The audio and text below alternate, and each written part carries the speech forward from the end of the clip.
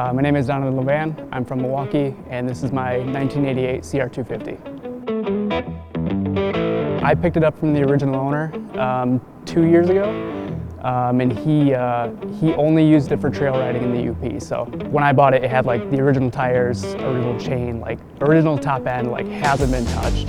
New tires, I think that was first and foremost. Chain also, don't want to send that into the cases.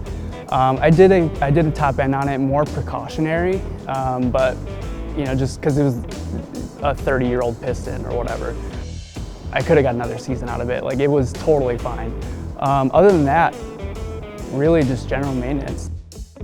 It's hard to find this era dirt bike that's not like completely clapped out, like, you know, bent frames or, you know, blown top ends or bent rims or, you know, just drug through the mud. Yeah, the CR250 was a pretty popular model of the time. They were kind of like paving the way for as far as dirt bikes go. This is about as old as you can get and have like disc brakes on the front and the rear. You know, anything before this is like, you know, a disc front and drum rear. So they were really like ahead of the time a little bit. You know, it's kind of hit or miss. There's some things that are like, didn't take much digging and you ended up coming across it, but you know, there's some like, you know, like the swing arm decals, like I searched for like 7 months for those things, you know, just like little stuff like that.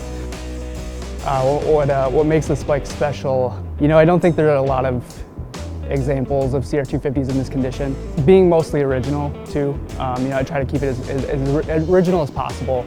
It does have an aftermarket pipe and an endurance tank, but you know, especially with vintage bikes, it's the nostalgia. You know, you get the older guys that see that bike and remember it in like 80s, 88 when, you know, Honda was just killing it in Supercross, and you know, it just kind of brings them back to a time where like Honda was, you know, the top of the line.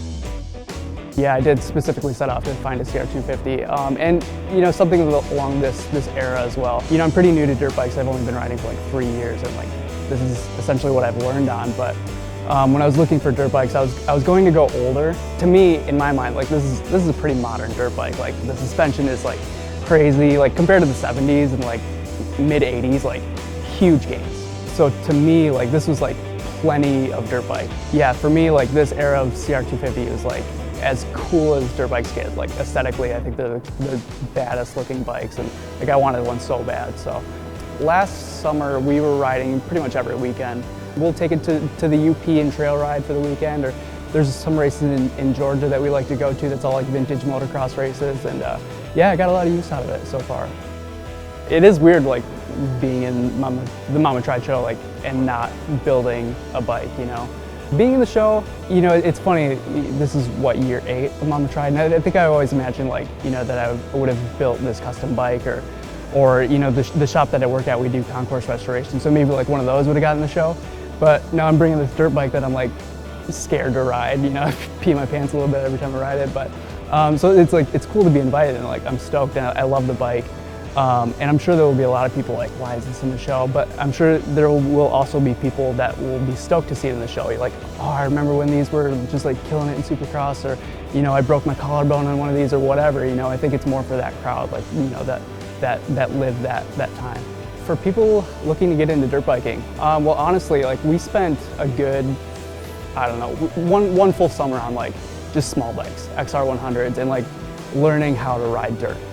So yeah, I would say start small. I think vintage is friendly to get into, like the 70s, where like you'll find the limit of the bike before you'll find your own. You know, naturally, it's tons of fun, just screwing around. Like the talent will come. You know.